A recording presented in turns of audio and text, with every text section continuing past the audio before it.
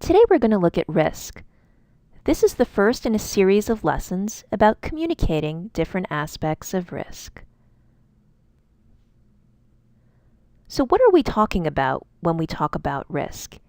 It's important to understand that there are two different perspectives when it comes to risk. What the scientists think we understand about risk, and what the rest of the public actually believes about risk. So to scientists, the definition of risk is clear and calculable. It's a combination of the value of an asset times threat to the asset times how vulnerable the asset is to the threat. Risk is quantifiable. We can assign it a number, just like in this chart. Simple, right? But is that how most people define risk? When we think of risk, it's likely thought of as the possibility or probability or chance that something bad will happen. So for the public, our definition of risk hinges on how we operationalize bad thing.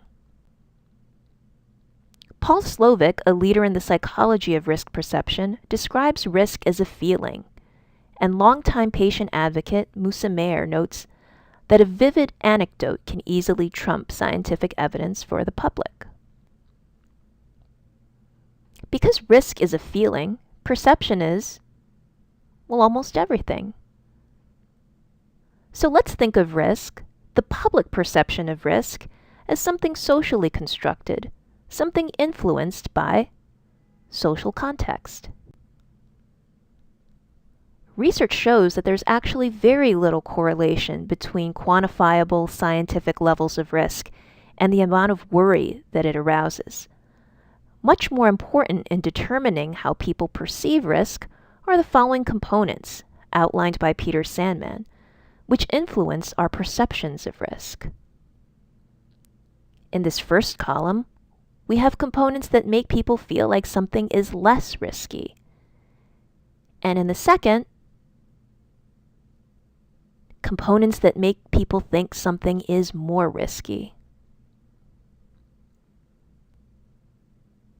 Let's look at a few examples. Is the risk voluntary?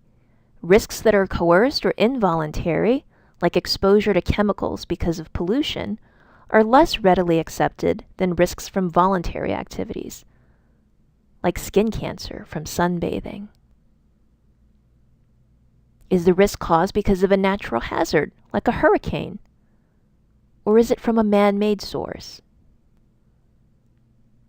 Is it familiar, like the flu, or exotic, like Ebola?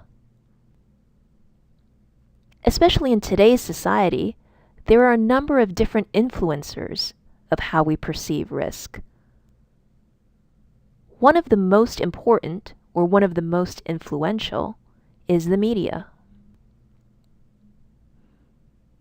We're bombarded with images and messages that increase perception of risks or benefits.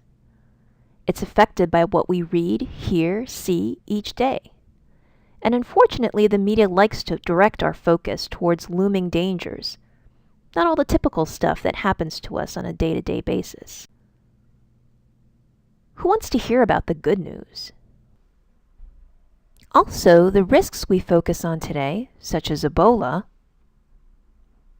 or ISIS, and how we perceive different risks changes constantly. Remember the anxiety about nuclear attack during the Cold War? It was a pervasive part of American culture for almost 40 years, until the early 1990s, and is something that we think little about today. Let's take a closer look at how culture and social context influence our perception of risk. We'll use the egg as an example of how social context plays a role in differences in risk perceptions between Americans and just about everybody else in the world.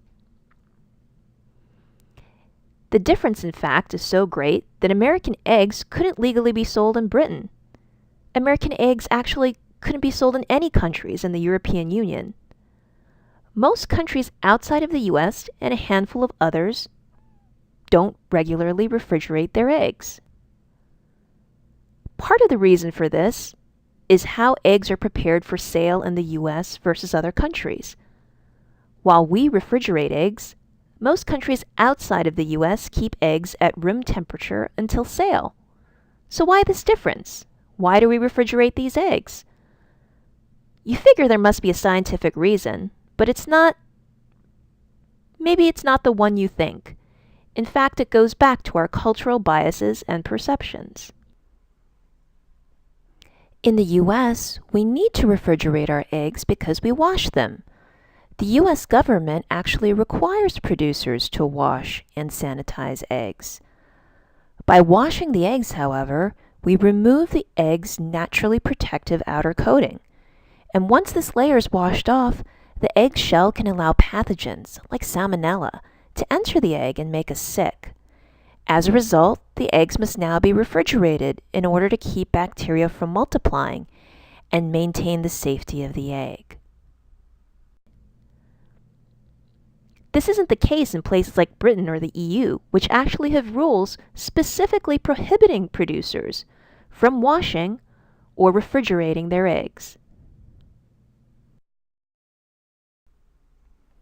So a better question might be, Americans, why do you keep washing your eggs? I mean, why go through all that trouble? There must be a scientific reason for it, like it reduces our risk of getting sick, right? Well, the real reason we wash our eggs is because of our cultural biases and preferences. Americans like everything to appear super clean and assume that washing and sanitizing, basically looking clean, somehow means better and safer. Really, it's just our cultural aesthetic. In other places, people don't perceive a naturally coated egg as any more risky to eat. Remember the ad for the egg washer? Their tagline is, "Clean eggs sell."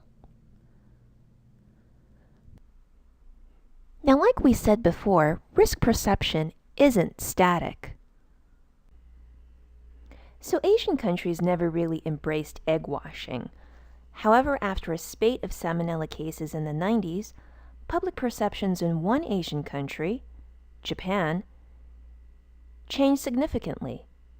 Perhaps influenced by some of the same factors found in the US, Japan joined the ranks of the egg washers.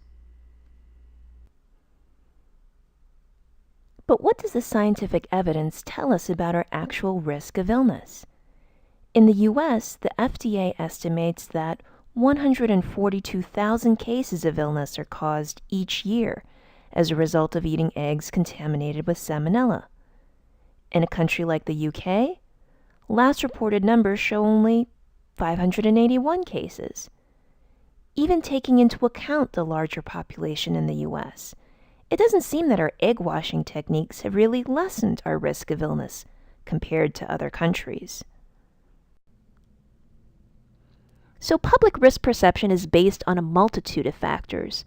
In order to truly understand how the public perceives a particular risk and communicate with the public about risk, it's important to also understand the social context in which the hazard or bad thing occurs. What are the competing risks? Is there changing or uncertain science? How might cultural perceptions influence risk? And how might those change over time? And we also need to be careful to acknowledge that risk perception is heavily influenced by emotion. Language and imagery can even overwhelm the public. If you overreach, people are just going to stop listening. So people perceive risk and act on messages about risk in complex and sometimes contradictory ways. In the next video about risk communication, we'll look at how to effectively communicate with the public about risk.